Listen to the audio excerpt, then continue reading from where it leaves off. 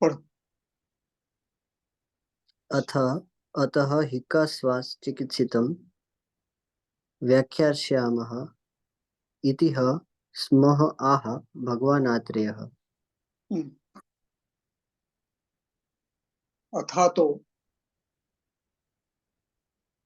अथ शब्द प्रारंभवाचक है। अतः का अर्थ है इसके बाद, उसके बाद यानी पांडु के बाद। हिक्का स्वास्थ्य चिकित्सा हम बता रहे हैं, व्याख्या श्याम। और कैसे बता रहे हैं? जैसे आत्रेय ने बताया। इतिहास माह भगवान अत्रेय, भगवान अत्रेय ने जिस प्रकार से हमें बताया उस प्रकार के आपको बता रहे हैं। अब यहाँ पर हिक्का श्वास दो व्याधि इकट्ठे क्यों किए, इस पर चक्रपाणी को ये आवश्यक लगा कि उस पर टिप्पणी की जाए। इसलिए अपनी टिप्पणी में अंतिम पंक्ति में वो लिख रहे हैं, पढ़ो। हिक्का श्वासो च समान कारण चिकित्सितत्वात् एक अध्याय एव उक्तो। हिक्का और श्वास ये दो व्याधि का हेतु, उत्पत्ति का मूल यानी संप्राप्ति और अभिव्यक्ति का स्थान और चिकित्सा, ये चारों चीजें समान है। अब ये कैसे समान है, संप्राप्ति जब पढ़ेंगे तब ध्यान में आएगा। इसलिए इन दो व्याधियों का एकत्रीकरण करके अध्याय लिखा है। इसका अर्थ ये नहीं है कि जो द्रव्य श्वास में बताया है वो सभी के सभी श्वास हिक्का में चलेंगे, जो हिक्का में बताया वो श्वास में चलेंगे। यहाँ पर दो व्याधियों की संप्राप्ति में हेतुओं में साम्य है। हर व्यक्ति में हेतु भिन्न होगा, हर व्यक्ति में स्थान भिन्न होगा, हर व्यक्ति में अभिव्यक्ति की पद्धति भिन्न होगी, हर व्यक्ति में चिकित्सा का द्रव्य भी भिन्न होगा। यानी हम चिकित्सा नाम से नहीं करते, हम चिकित्सा हेतु, संप्राप्ति यानी दोष, अधिष्ठान और अभिव्यक्ति का स्थान, इस आधार पर करते हैं। इसलिए आयुर्वेद में कैटलॉग नहीं है इस व्याधि में ये देना, नुस्खेबाजी नहीं है। जहां नुस्खेबाजी शुरू होगी वहां आयुर्वेद समाप्त हो गया। हर व्यक्ति में हेतु भिन्न होंगे, संप्राप्ति का अधिष्ठान भिन्न होगा, चिकित्सा भी भिन्न होगी, अभिव्यक्ति भी भिन्न भिन्न होगी। इसलिए चिकित्सा भी हेतु के अनुसार, दूष्य के अनुसार, अधिष्ठान के अनुसार व्यापक और भिन्न होगी।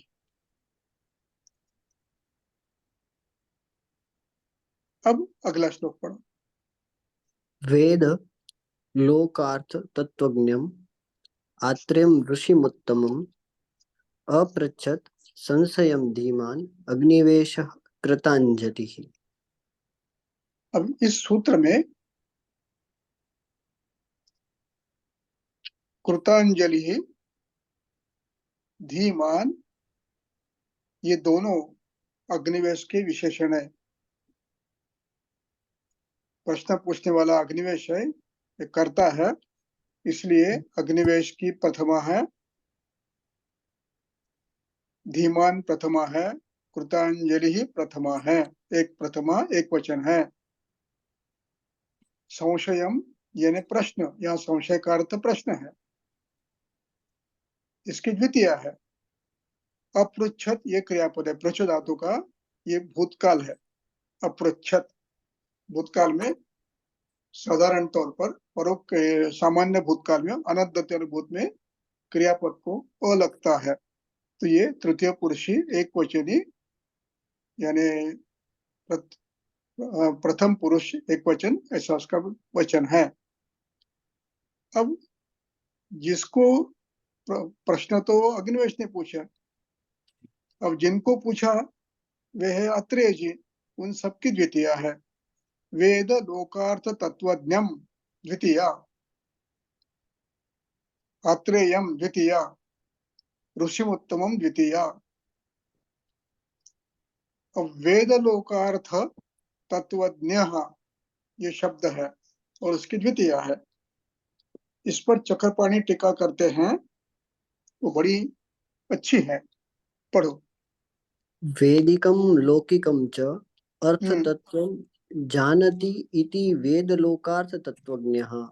हाँ, वैदिक और लौकिक किसी भी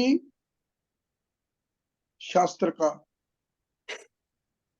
वेदों का, जीवन पद्धति का, वचन का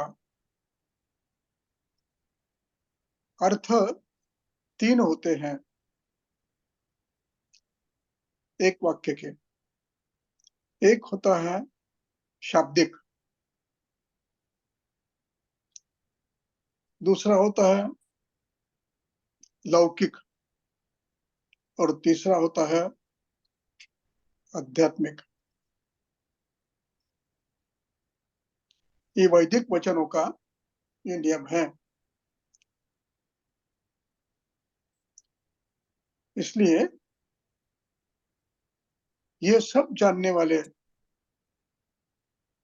तीनों अर्थ बता सकने वाले ऐसे सक्षम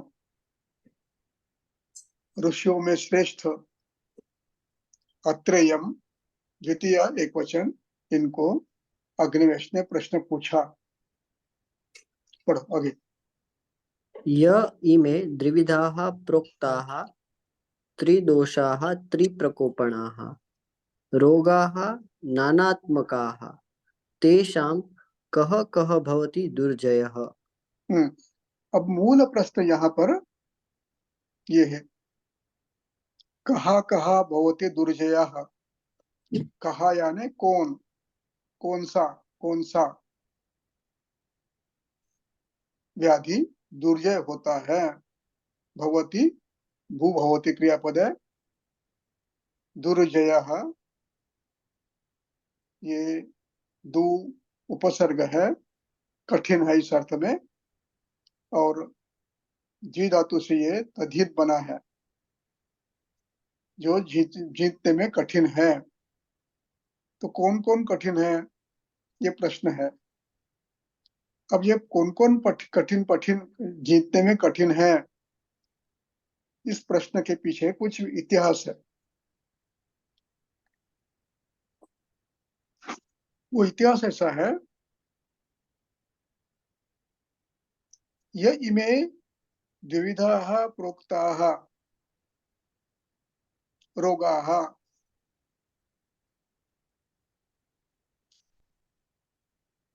तेषां कसको उनमें से, यह इमे यहाँ पर जेव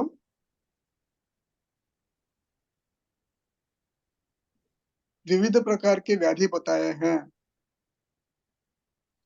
रोगाः और वो नानात्मक है,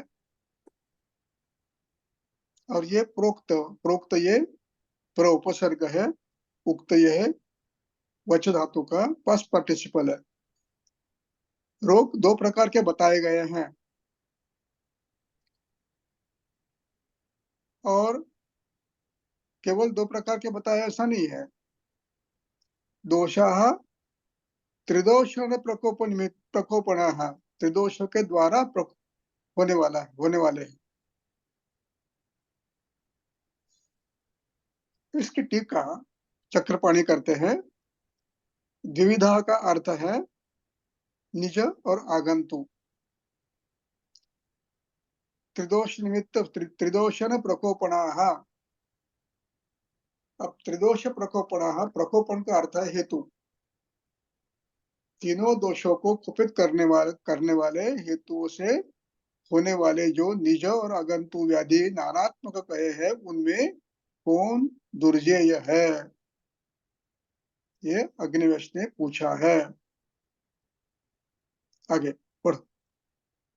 अग्निवेशस्य तद्वाक्यं श्रुत्वा मतिमतां वरः उवाच परमप्रीतः परमार्थविनिश्चयम्।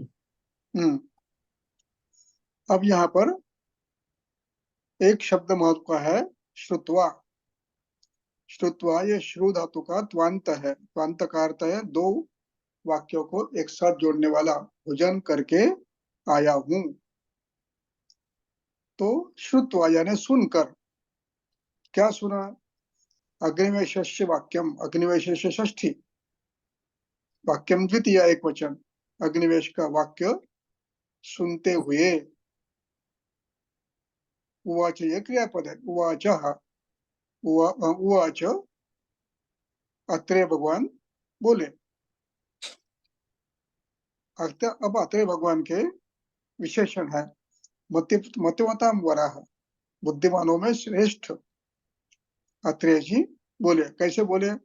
परम प्रीतः, कि जिनको ये प्रश्न सुनकर बड़ा आनंद हुआ।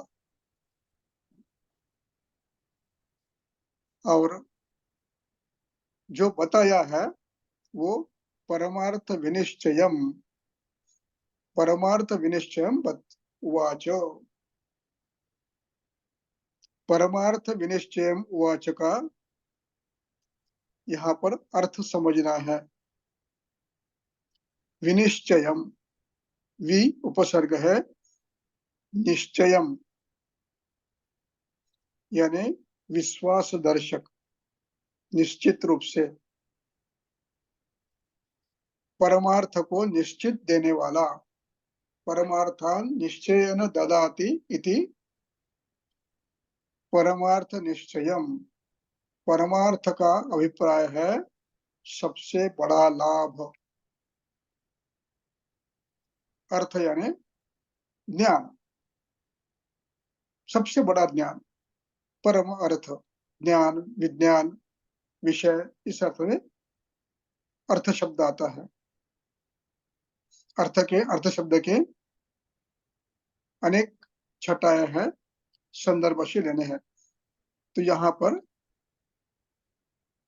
निश्चयात्मकम, ऐसा परमार्थ निश्चित बताने वाला, यानी उत्तम ज्ञान निश्चित रूप से बताने वाला वाक्य यानी प्रवचन आचार्य अत्रेय ने यहाँ पर दिया है।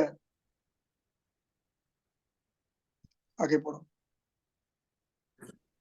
कामं प्राणहरा रोगाः बवः न तु ते तथा यथा श्वासः च हिक्का च प्राणानासु निकृन्ततः। अब एक एक शब्द देखेंगे। कामम, कामम शब्द का अभिप्राय है मान्यता है। लोग मान्यता देते हैं, मानते हैं, कहते हैं। क्या कहते हैं? प्राण रोगा बहवा, प्राण हरण करने वाले रोग बहुत है। कामम ऐसा माना जाता है। प्राण रोगा बहवा, किंतु दूसरा वाक्य है न तु ते तथा। न तु ते तथा ये समझने के लिए नीचे के वाक्य आप पहले पढ़ेंगे, फिर उसको जाएंगे। यथा श्वास हिक्का, जैसा श्वास और हिक्का ये दुर्जेय है, तथा बाकी जो दुर्जेय व्याधि है वो श्वास और हिक्का के समान इतने बलवान नहीं है। यानी श्वास और हिक्का ये दुर्जेय है, लेकिन सभी दुर्जय व्याधि में इनका क्रमांक ऊपर का है। और ये श्वास और हिक्का ये कैसे हैं? प्राणान आशु निकृंतन्तः निकृंततः। अब यहाँ पर प्राणान ये शब्द हमेशा बहुवचन में चलता है। प्राणान आशु यानी शीघ्रता से, नी उपसर्ग है, कृंत धातु है। इसका अर्थ है निकृंत कृंतंती, क्षीण करता है, नष्ट करता है। इस अर्थ में निकृंतंती है। और निकृंतंती शब्द जो पद बना है उसका अंति निकालकर उसको वद प्रत्यय लगाया है, तो यह हो गया प्रेजेंट कंटिन्यूअस टेंस। और वो गच्छन गच्छन्तो गच्छन्तः इस प्रकार चलता है। इसलिए ये निकृंततः नष्ट प्राणों को नष्ट करने वाले, जैसे हिक्का श्वास है वैसे अन्य व्याधि दुर्जय होने के बावजूद भी, दुर्जय होने के होते हुए भी उतने बलवान नहीं है जितना श्वास और है, श्वास और हिक्का है। इतना महत्व श्वास और हिक्का को इन्होंने दिया है। अब इसके बाद का जो श्लोक है ये सबसे महत्वपूर्ण है। पढ़ो। अन्ये हि अपि उपसृष्टस्य रोगे हि जन्तोः पृथग्विधैः अन्ते संजायते हि का श्वासः वा तीव्रवेदनः।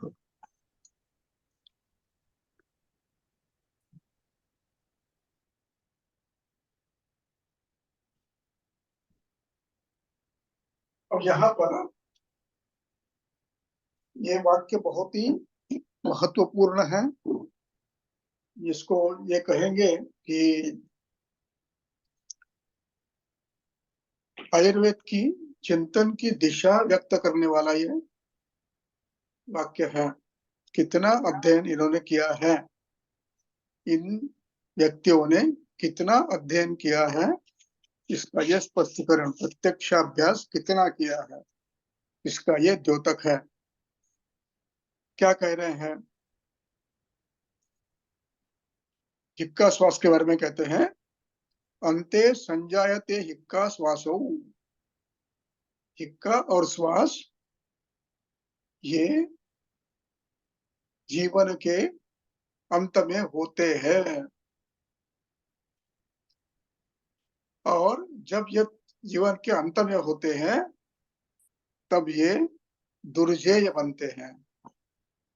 दुर्जय शब्द का अभिप्राय अंत में होने वाला है। अंते संजायते हिक्का श्वासश्च, यानी जीवन के अंत में कॉज ऑफ डेथ ये रेस्पिरेटरी फेल्योर होता है अथवा कार्डियक फेल्योर होता है।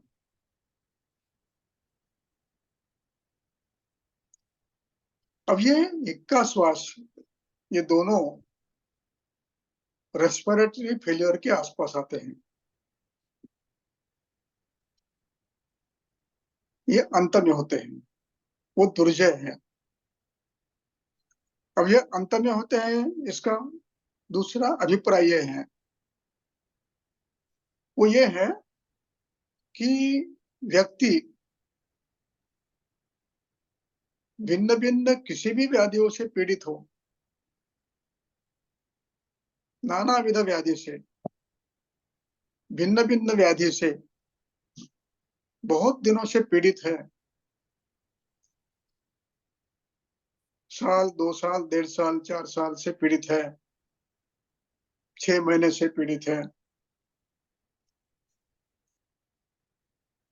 इस अवस्था में जब उसकी वितमाओं से शोणित हो जाता है, रसक्षीण, रक्तक्षीण, मांसक्षीण, प्राणक्षीण, तब अंत में जो व्याधि था उन व्याधियों के दोष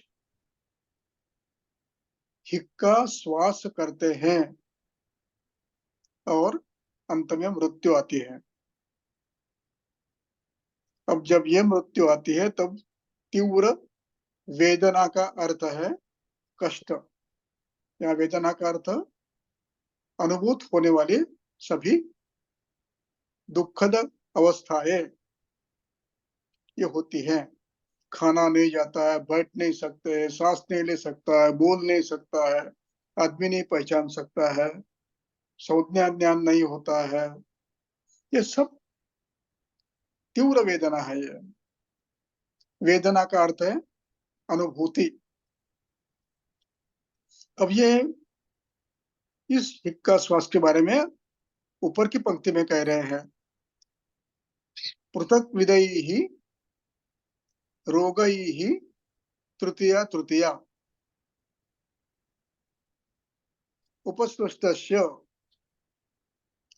अब इन शब्दों का अर्थ समझेंगे।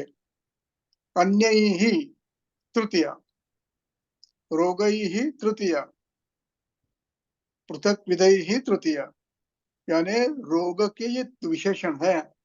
अन्य ही रोगई ही, अन्य ही रोगे का अर्थ यह है श्वास हिक्का के कारण नहीं, स्वा अन्य किसी कारण से पांडु हुआ है, अर्श हुआ है, अर्दित हुआ है, उसका स्कल फ्रैक्चर हुआ है, एक्सीडेंट हुआ है, सेरिब्रल स्ट्रोक हुआ है, हृदरोग हुआ है, त्वचा विकार हुआ है, कैंसर हुआ है, अन्य ही पृथक विधि ही, एक स्थान के नहीं, तीनों रोग मार्ग के, महाश्वतस के हो सकते हैं, शाखा के हो सकते हैं, मध्यम रोग मार्ग के हो सकते हैं, किसी भी अधिष्ठान से हो सकते हैं।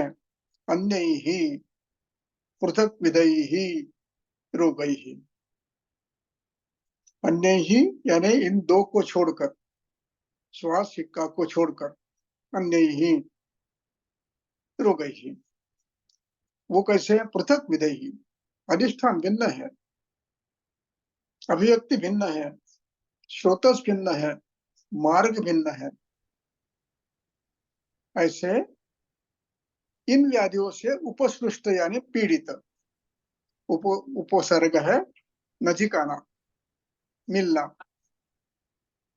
उपवास नजीक जाना, उपनिषद नजीक बैठना। वैसे उपसृष्ट, श्रु उत्पन्न होना, समीप आना, आगे जाना, तो उपसृष्ट, ये सृष्ट है पास्ट पार्टिसिपल है, यानी विशेषण भूतकाल है। अच्छा, अन्य ही उपसृष्ट, अन्य रोगों से जो उपसृष्ट हुआ है पृथक विध, अन्य व्याधियों से, ऐसे व्यक्ति को जंतु हो षष्ठी, ऐसे व्यक्ति के अंत में हिक्का श्वास उत्पन्न होता है। इसका सीधा अर्थ है ये मूल व्याधि नहीं है, ये उपद्रव है, ये उपद्रव है, और इससे ये रोगी अंत में मरता है। ये एक बात हमें ग्रंथकर्ता प्रारंभ में बता रहे हैं कि ये हिक्का कैसा है, श्वास कैसा है। किसी भी व्याधि में जीवन के अंत में दो में से एक व्याधि होना संभव है। इनका चिकित्सा दुर्जय होती है। यानी ये अध्याय उपद्रव और हिक्का श्वास का भी है। ये अध्याय उपद्रव रूप में आने वाले हिक्का श्वास का भी है। केवल हिक्का का श्वास व्याधि का नहीं है, स्वतंत्र हिक्का श्वास का नहीं है। अपनी संप्राप्ति न होते हुए भी मूल रूप में उन्हीं दोषों से अन्य स्थान में जाकर हिक्का श्वास उत्पन्न किया है, उसको उपद्रव कहते हैं। हमें चिकित्सा दोषों की करनी है, उपद्रव की नहीं करनी। हमें चिकित्सा दोषों की करनी है, अधिष्ठान की करनी है, व्याधि की नहीं। ये ध्यान रखना है, क्योंकि वो दोष वही है निकाले गए। विसर्पाध्याय।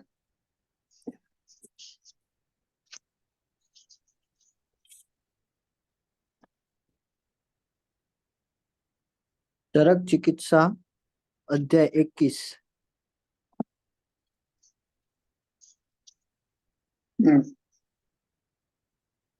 21 श्लोक क्रमांक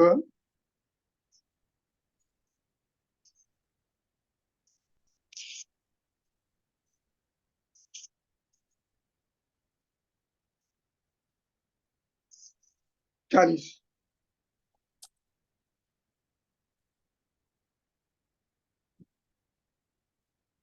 चरक चिकित्सा अध्याय 21 श्लोक नंबर 40। उपद्रवः तु खलु रोग उत्तरकालजः। रोगाश्रयः रोगः एव स्थूलः अणुः वा रोगात् पश्चाज्जायत इति उपद्रवसंज्ञः। तत्र प्रधानव्याधिः व्याधेः गुणभूत उपद्रवः तस्य प्रायः प्रधानप्रशमे प्रशमः भवति। बस स तु बस बस। अब देखिए,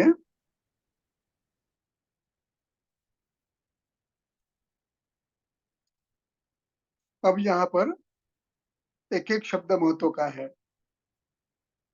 उपसर्ग है, ध्रुव धातु है,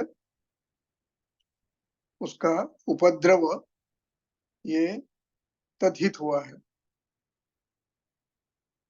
तो जोड़ता है, मिलता है, जुड़ता है, इस अर्थ में गति करता है, शरीर के समीप आता है, इस अर्थ में उपद्रव। तू खलु रोग उत्तर कालजः, रोगोत्तर कालजः। एक बार रोग संप्राप्ति एक हेतु हो गए हैं, उसने अधिष्ठान कर लिया है कहीं तो भी स्थान संश्रय, उसके बाद हेतु दोषवृद्धि स्थान संश्रय अभिव्यक्ति व्याधि की यह हो गया। ऐसी अवस्था में रोगाश्रयो, इसकी टीका बहुत ही महत्वपूर्ण है, वो पढ़ लो। चक्रपाणि टीका। रोग उत्तरकालजिति रोग मध्यकालजः। एतेन रोग सह उत्पन्नस्य लिंगस्य व्यवच्छेदः। आगे बढ़ो। हाँ हाँ, रोगोत्तर काल यानी जो टीका है, रोगोत्तर काल की नीचे से दूसरी लाइन। हाँ, तानि तानि प्राय रोगेण सह तानि रोगेण सह प्राय उत्पद्यमानतयाः न रोग उत्तरकालजानि एव। रोग के तेन लक्षण ठहरो, रोग के लक्षण होते हैं, रोग के साथ होते हैं, लेकिन यहाँ पर क्या है, अब चौथी लाइन से पढ़ो। यानी लिंगानी यानि च लिंगानि अपि कदाचित् रोग उत्तरकालजानि भवन्ति तानि रोगेण सह प्रायः उत्पद्यमानतयाः। रो न नहीं, एक मिनट है, गलती हो गई है। हाँ,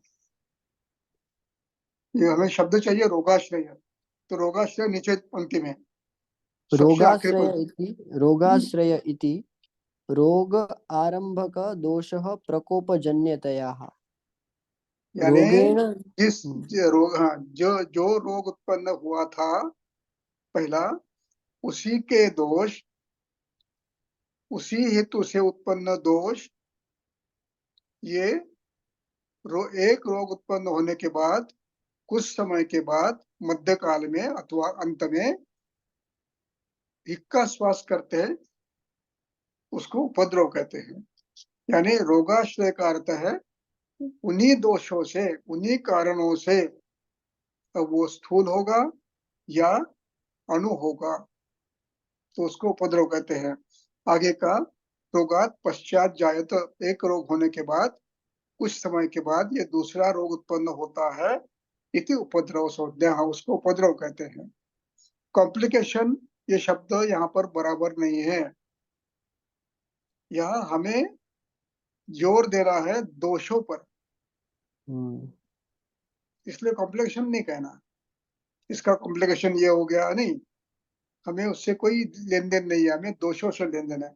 इसलिए अगली पंक्ति है तत्र प्रधानो व्याधि ही, व्याधि प्रधान होता है, अतिसार हुआ है, ये प्रधान व्याधि है। अतिसार ग्रहणी चिरकालीन हो गया, धातुक्षय हो गया, अंत में हिक्का हो गया, श्वास हो गया, ये अप्रधान है। तो तत्र प्रधानो व्याधि, व्याधेर गुणभूत उपद्रवा, व्याधि के बाद होने वाला जो है वो गुणभूत है और वो उपद्रव है। अब अगली पंक्ति महत्व की है, वो ध्यान में रखनी है। क्या लिखा है, पढ़ो, तस्य, पढ़ो। तस्य प्रायः प्रधान प्रसमे प्रशमः भवति। प्रधान यानी मूल व्याधि के दोष, मूल व्याधि के हेतु, इनकी आप चिकित्सा करो, ये ठीक होने वाला है। प्रधान प्रशमे प्रशम, उपद्रव का प्रशम, दोषों की चिकित्सा करो, हेतु बन करो, बल वृद्धि करो, ये स्वयं ठीक होगा। हमें चिकित्सा रोगों की नहीं करनी है,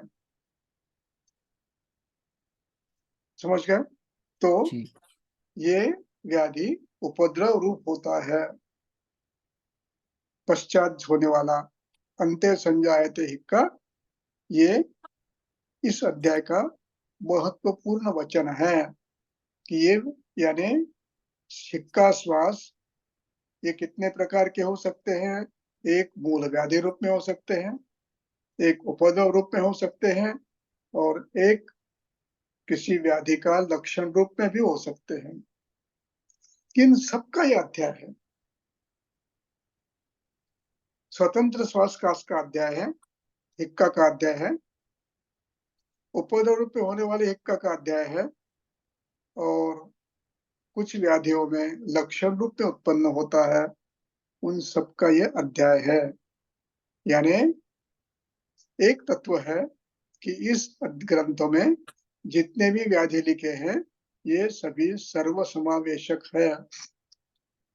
स्वतंत्र व्याधि, उपद्रव युक्त रूप में होने वाला व्याधि, और अन्य व्याधियों में लक्षण रूप में व्यक्त होने वाला व्याधि, ये भी सभी का ये अध्याय, सभी अध्याय इस प्रकार के हैं। सभी अध्याय जितने चिकित्सा के अध्याय हैं, चिकित्सा के विषय है, ये इस प्रकार के होते हैं, जो स्वतंत्र भी हो सकते हैं, वो उपद्रव के हो सकते हैं, और व्याधि के सब उत्पत्ति होते समय उत्पन्न होने वाले लक्षण के रूप में भी हो सकते हैं।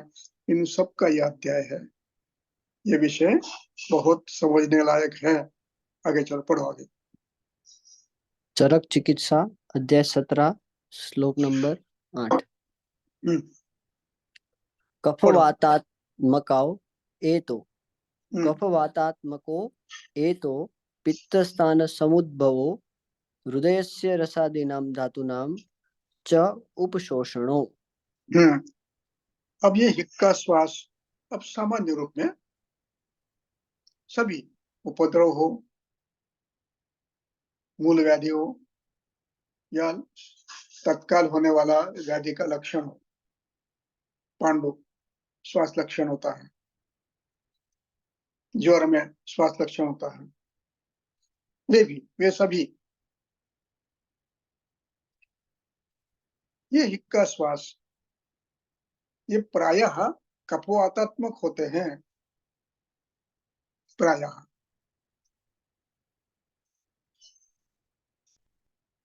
वैयक्तिक भी हो सकते हैं, प्रायः कपोवातात्मक है, यानी संभव ज्यादा है इसका। दूसरा एतौ, दो के लिए एतौ किया है, एषः एतौ एते द्विवचन, प्रथमा द्विवचन। एतौ पित्तस्थान समोद्भव, एक बताया कपोवातात्मको, दूसरा बताया पित्तस्थान समोद्भव। यहाँ पित्तस्थान समोद्भव का अभिप्राय है आमाशय समुद्भव। उसकी टीका देखो, तत्र पित्तस्थान पाणि शब्देन शब्देन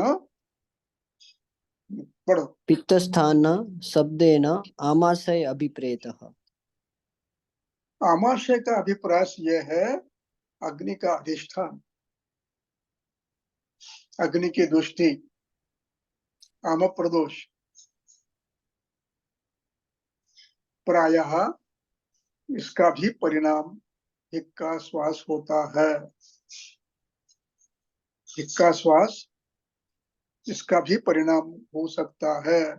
जब आमविष उत्पन्न होता है, यह आमविष संसृज्यमानं कफेन संसृज्यमानं पित्तेन संसृज्यमानं वातेन जनयन्ति पातजान पित्तजान कफजान गलान। उसमें हिक्का श्वास भी आ सकता है, पित्त स्थान संभव। अब इसके बाद का वाक्य है हृदय से उपशोषण, इससे हृदय क्षीण हो जाता है, दुर्बल हो जाता है, उसके भी व्याधि होना प्रारंभ हो जाते हैं। और रसादीनाम च उपशोषण, चिरकाल तक व्याधि रहने से रस रक्त मांस में आदि सभी धातु उपशोषित हो जाते हैं। आगे पढ़ो। तस्मात् साधारणो एतो मतो परम दुर्जयो मिथ्य उपचरितो क्रुद्धो हत आशीविशो इव। अब यहाँ पर साधारणो एतौ, ये शब्द ध्यान देने लायक है। साधारण का अर्थ है ये दोनों सामान्य है, यानी इनका मूल एक है, दोष एक है, अधिष्ठान भी एक है, अभिव्यक्ति भी एक स्थान पे।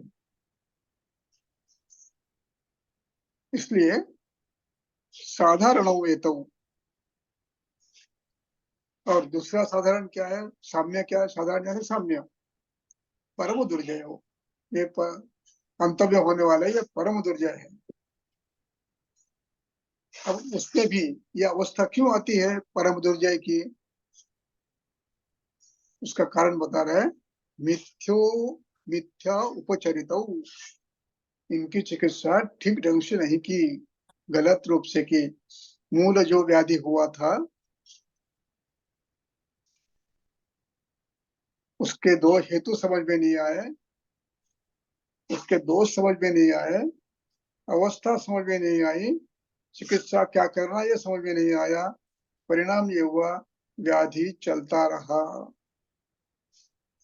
और कैसे चलता रहा, निकृंतन्तः, क्षीण करता रहा, क्षीण करता रहा। मृत्योपचार किया, तो मृत्योपचार से तो दोष बढ़ने वाले ही है, अवस्था बिगड़ने वाली है, धातुक्षय होने वाला है। क्रुद्धौ हत आशीविशौ इव, आशीविश के समान ये हत करता है, व्याधि को जर्जर करता है, व्यक्ति को जर्जर करता है। ये इसका ये हुआ। चलो आगे पढ़ो। पृथक् पंचविधो हेतो निर्दिष्टो रोग संग्रहे तयोः शृणु समुत्थानं लिंगम च सविसर्जितम्। अब यहाँ पर बता रहे हैं कि योग तंत्र युक्ति सूत्र स्थान के रोग संग्रह अध्याय में 5 प्रकार के बताए हैं। निर्देश तऊ 2 है, इसलिए तऊ तऊ किया है। निर्देश तऊ, ए तऊ द्वितीय, एक द्विवचन। रोग संग्रह सप्तमी। निर्देश तऊ नि और दिश, इसका ये पास्ट पार्टिसिपल निर्दिष्ट है। तयोः, तस्य तयोः द्वितीय षष्ठी द्विवचन।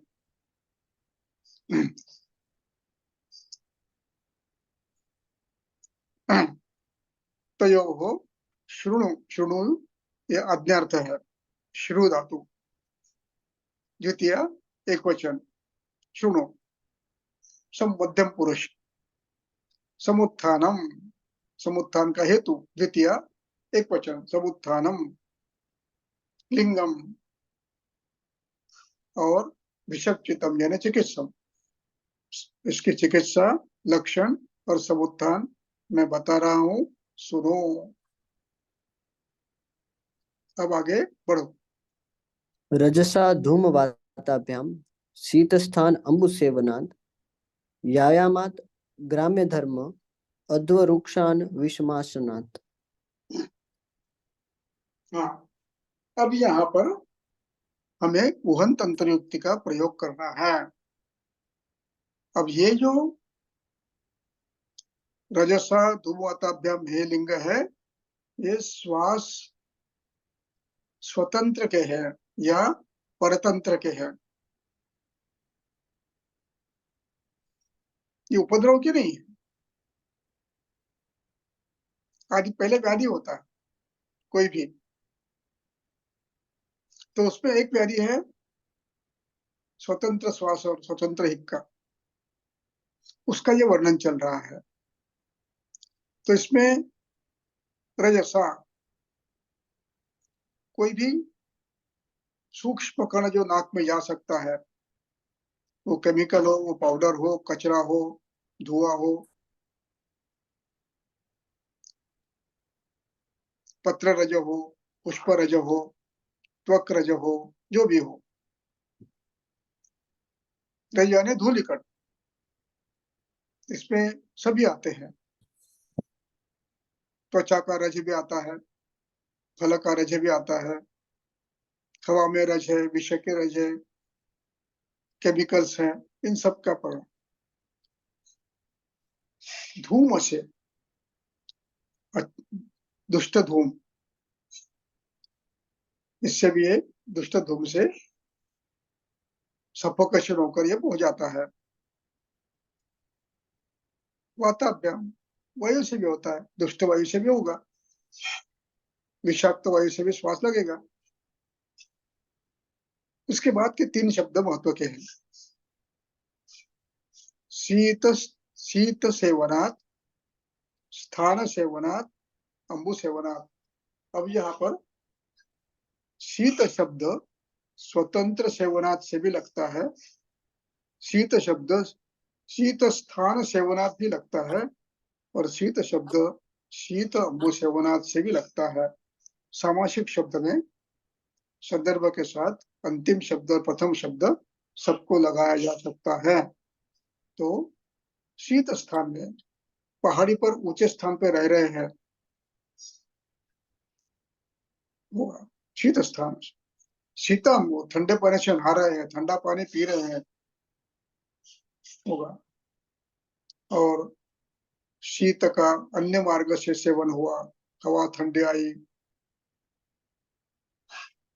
होगा, परिणाम होगा। बहुत ऊंचाई पे रह रहे हैं, हवा ठंडी है, होगा। तो इस प्रकार इन 3 कारणों से भी यह होता है। फिर इसके बाद पढ़ो। व्यायामात् ग्राम्य धर्म अध्वरुक्षान् विषमासनात्। अब यहाँ पर 2 भाग है।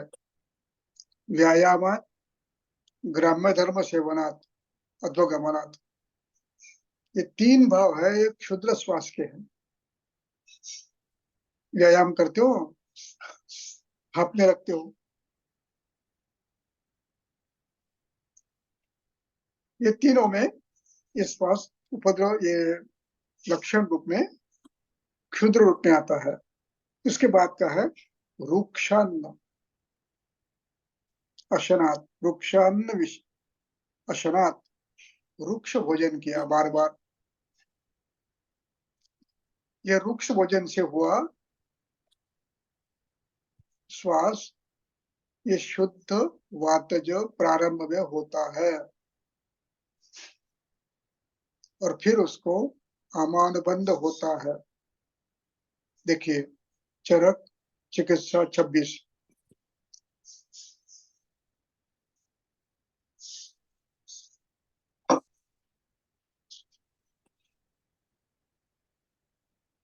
चरक चिकित्सा अध्याय 26 श्लोक नंबर 5। पेज नंबर क्या है? 597, 597।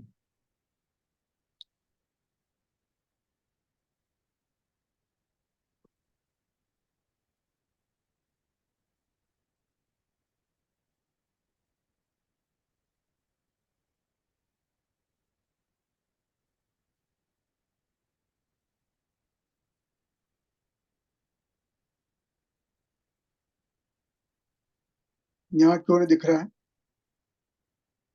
चरक चिकित्सा अध्याय 26 श्लोक नंबर 5। जी पढ़ो।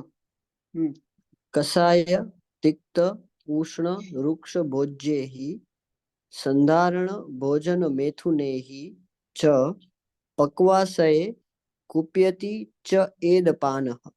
हाँ बस ये हेतु कषाय तिक्त कटु रुक्ष भोजन, सूखा रूखा भोजन, प्रायः कषाय तिक्त अथवा कटु, इन रसों से अधिक और वो भी रुक्ष, ये खाने से यदि पक्वाशय वाता प्रदान बनता है तो क्रमशः उदावर्त होकर होने वाली व्याधि आपको यहाँ पर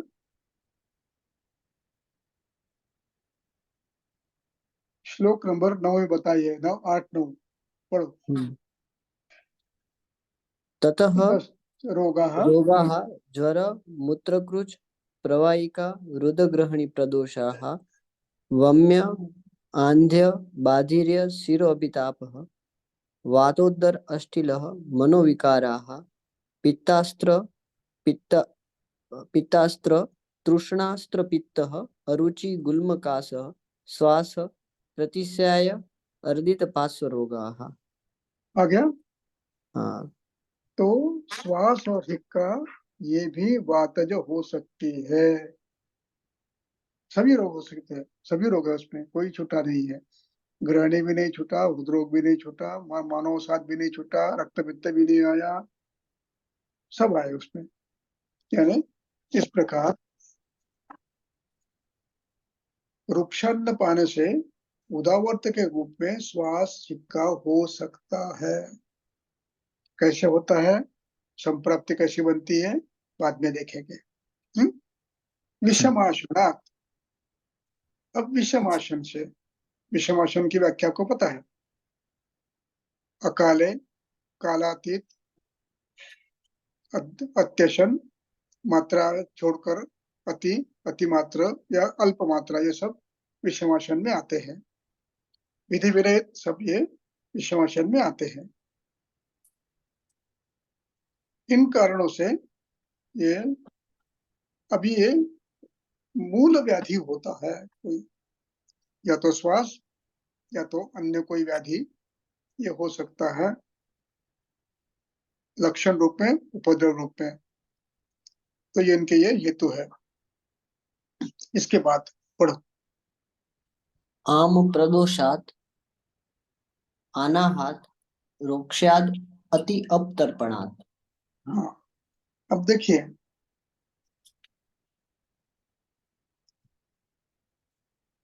कफवातात्मको ये तो पित्त स्थान समझ दो, ये कफज है, कफवातज है, आमाशयोक्त है। इसलिए यहाँ आम प्रदोष ये हेतु बना है। आम प्रदोषात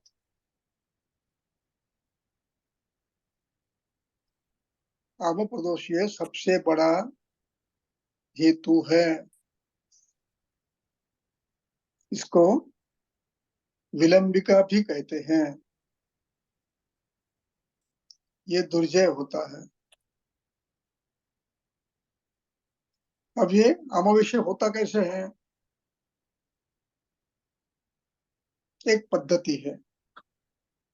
वायु के हेतु होते हैं। वातज प्रकृति होती है, अपचारज। अपचारज वात प्रकृति होते हुए भी वायु के हेतु सेवन करते रहता है। जागरण, अति अध्वगमन, अति व्यायाम करता रहता है। ऐसे व्यक्ति में महाश्रोतस अभिभूत होता है, यानी अग्नि अधिष्ठान वात प्रधान बनता है। जब अग्नि अधिष्ठान वात प्रधान बनता है तो आहार परिणमन में जो गति होनी चाहिए, जो स्नेह होना चाहिए, उसके अभाव में आहार का परिणमन सम्यक नहीं होता।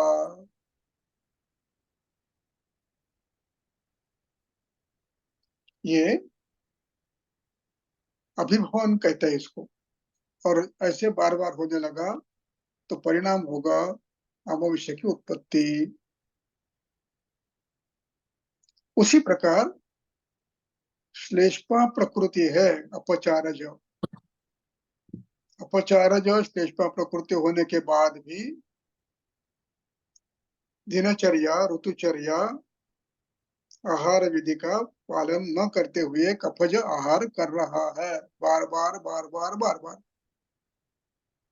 तो ये वृद्ध कफ महाश्रोतस को यानी अग्नि अधिष्ठान को भी अभिभूत करता है, इन्फ्लुएंस डालता है, अपना परिणाम वहां पर भी दिखाता है। जब ऐसे हो जाता है तो अग्नि अपना परिणमन ठीक नहीं करता। इसी प्रकार पैतृक आहार विहार आपने किया और वो भी द्रव प्रधान किया, तो उष्ण गुण से द्रव गुण बढ़ता है, पित्त बढ़ता है और वो ग्रहणी दुष्ट करता है। और इसके बाद आम प्रदोष निर्माण होना स्वाभाविक है। इसलिए प्रत्येक रुग्ण में जब हेतुओं का लगातार सेवन चल रहा है तब हमें यह ध्यान में रखना है कि अग्नि अधिष्ठान दुष्ट हुआ है, अभिभूत हुआ है, और जिसका परिणाम काम विषयों की उत्पत्ति संभव है। इसका विचार हमें संभव तंत्र युक्ति से करना है। दूसरा शब्द है आनाह। अब ये क्षुद्र श्वास है, छोटा सा। पेट में अफारा हो गया है, पेट में मल संचय है, सांस फूलती है, डायफ्राम पे प्रेशर आता है, इससे हो सकता है। इसके साथ साथ पेट में गोला है, ग्रंथि है, फाइब्रॉइड है, लिवर एनलार्ज है, स्प्लीन एनलार्ज है, शोथ है, तो भी ये श्वास बढ़ेगा, ये लक्षण रूप में बढ़ेगा। थोड़ा सा चलने पर सांस लगेगी। अनाहत, रौक्षात, रौक्ष शब्द दोबारा आया है। रुक्ष अन्नपान एक विषय आया है, और शरीर रुक्ष मूल से ही हो तो भी ये हो सकता है। अत्यपतर्पणात्, अत्यपतर्पण से रौक्ष आ गया तो भी ये होगा। दौर्बल्यात, रसक्षय, रक्तक्षय, मांसक्षय हो गया तो श्वास वेग बढ़ता है। मर्मणों प्रतिघातात, मर्म में दोषज आघात हुआ है। स्थान संशय, मर्म शिर में, हृदय में, बस्ती में दोषों का आश्रय हुआ तो ये हो सकता है। आप युद्ध कर रहे हो, लड़ाई कर रहे हो, द्वंद्व खेल रहे हो, युद्ध कर रहे हो, तो भी श्वास बढ़ सकता है। अति प्रमाण करते हैं तो ये क्षणिक रूप में होता है। युद्ध बंद कर दो, आराम करो, ये ठीक हो जाता है। इसके बाद के हेतु पढ़ो। अतिसार, ज्वर, छर्दी, प्रतिशय, शतक्षयात्, रक्तपित्तात्, उदावर्तात्, विसूचिक अल्सकात् अपि पाण्डुरोगात् विषाच्च एव प्रवर्तते गदो इमो। ये इन इन व्याधियों के लक्षण रूप में तो उसी समय आते हैं, व्याधि के समय, व्याधि के साथ ही होते हैं। जैसे अतिसार हुआ, श्वास का वेग बढ़ता है। ज्वर हुआ, श्वास का वेग बढ़ता है, रेट ऑफ रेस्पिरेशन बढ़ता है। सर्दी हुआ, सर्दी में श्वास वेग बढ़ता है। प्रतिश्चाय हुआ, सांस लेने में कष्ट होता है। अतिशोधन हुआ तो थोड़ा चलने पर श्वास फूलती है। रक्तपित्त हुआ तो विश्वास होता है। उदावर्त हुआ तो विश्वास होता है। विसूचिका हुआ तो विश्वास होता है। अलसक हुआ तो विश्वास होता है। अलसक में आमाशय में अन्न पड़ा रहता है, उसका प्रेशर डायफ्राम पर आता है और अलसक होता है। अलसक अलसका तभी। पांडुरोग, पांडुरोग में लक्षण है। पांडुरोगात, विष सेवन करने से भी श्वास होता है। गदौ इमौ प्रवर्तते, ये दो व्याधि इन कारणों से भी हो सकती है। आगे पढ़ो।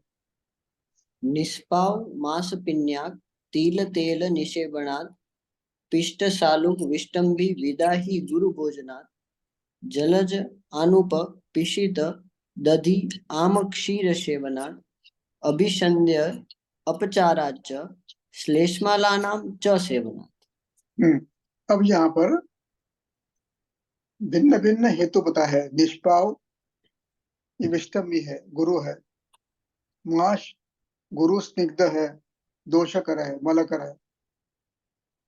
पिण्याक तिल पिण्याक या अन्य किसी की पिण्याक, ये विष्टम भी है। तिल तैल सेवनात्, ये भी व्याधिकर है। ये अधिक मात्रा में नित्य सेवनीय नहीं है, ऋतु अनुसार बदलना पड़ेगा। पिष्ट शालूक, पिष्ट पदार्थ। शालूक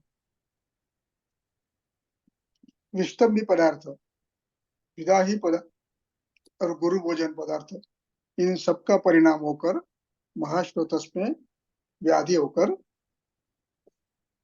श्वास सिक्का हो सकता है। अब इसके बाद अब तक के जो अपने हेतु देखे, इसमें आम प्रदोष देखा, रुक्षाहार देखा, दौर्बल्य देखा, अपतर्पण देखा, कुछ व्याधियां देखी अतिसार से लेकर विसूचिका तक की। वे एक गट अलग हो गया। निष्पावादी द्रव्य बताए जो विष्टम भी है, गुरु है, ऐसे द्रव्यों का सेवन हुआ। अब इसके बाद कफवृद्धिकर भाव का वर्णन कर रहे हैं। जलज आनुप पिशित, जलज पिशित, आनुप पिशित, मांस पिशित यानी मांस। दधि, दधि सेवन से। आम क्षीर सेवनात्, कच्चा दूध बिना संस्कार किए पिया, वो भी भैंस का। तो इसके बाद अभिसंधि उपचार, जो जो भाव अभिसंध कर है उनके सेवन से, और श्लेष्मदानाम च सेवनात्, श्लेष्म पदार्थों के सेवन से श्लेष्मा बढ़ता है और परिणाम स्वरूप कंठ और उर में बाधा उत्पन्न होती है, अवरोध उत्पन्न होता है। प्रतिघातात, और अंतिम शब्द है पृथक विदयी विबंधश्च। अब श्लेष्मा प्रधान दोष निबंध करते हैं वो तो अपेक्षित है ही, किंतु जब ये श्लेष्मा, ये आमोदोष धातुओं में धातुओं को दुष्ट करते हैं और धातु प्रदोषित व्याधि करते हुए कहीं पृथक पृथक निबंध करते हैं, ग्रंथि करते हैं, शोथ करते हैं, अर्बुद करते हैं, विद्रधि करते हैं, तो अश्मरी करते हैं, तो इन सब का परिणाम श्वास हिक्का हो सकता है। इस पर भाष्य अगले व्याख्यान में अधिक करेंगे। आज यही रुकते हैं। इस प्रश्न है तो पूछो।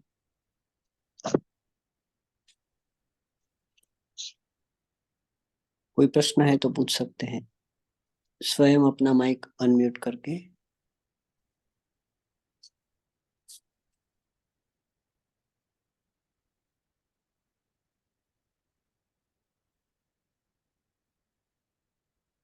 कितना मिनट हुआ आज, देखा आपने?